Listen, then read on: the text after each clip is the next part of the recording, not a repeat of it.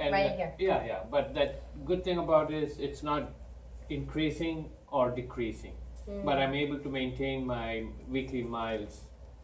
But it's still there. But it's still there. If I press, and I know it's going to hurt me. Yeah, and a lot of times the people with tight Achilles is because glutes are shut off, so hamstrings are taking over. Yeah. And then the hamstrings to connect under the knee, but so are the calves. So you have the gastroc behind here, and then that connects into the soleus. So, and I mean the Achilles. So that's pulling. And you probably don't have a lot of dorsiflexion when you point your foot up this way. A lot of movement in this joint right here. Maybe not. Yeah, So but you can work on stretching. We can show you a Okay. stretch for that. But then also getting your glutes to fire Yeah. without hamstrings kicking in. Because we'll go through pretty basic. I mean, y'all know the bridge. We're going to go through a bridge. It's pretty basic, but to do it correctly and not to have anything turn on except core and glutes is harder than you might think. And then I think also the shoes are nowadays, they've got good cushioning, so Yes. it kind of protects the pain from increasing perhaps. Well, yeah, I mean, your foot has, like, how many bones and muscles? I used to know 32 bones or something. Yeah. 32 Oh, bones. don't quiz me right now. No, don't quiz me. I'm putting myself on the spot. So, a lot of bones and muscles. If we don't use those muscles or bones, then they're going to stop working. So, people who wear, those, like the coffin shoes, like the big, what do they call, like the nurses wear the clogs.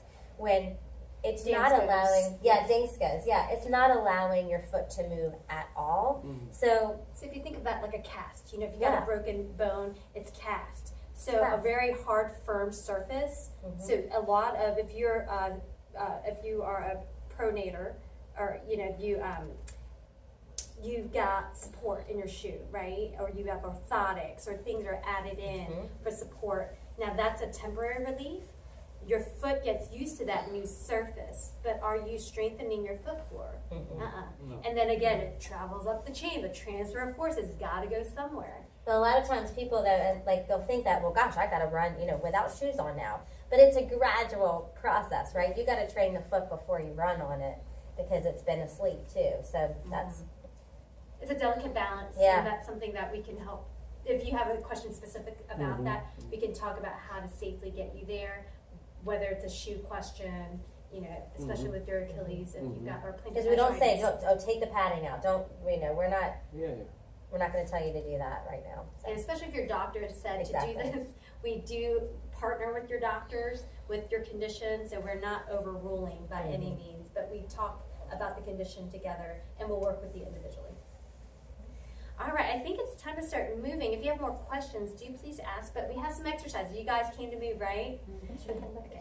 Yes, let's get on the sheet that we have some exercises we're going to show you. Now, these are optional, but I know that you all are runners and you like to move. So we didn't want you to just sit all night. We will slide the chairs away. We have lots of room that will spread out. Katie, Mimi, and I will help you through these exercises. Again, they're optional. If you want to just watch, that is completely fine.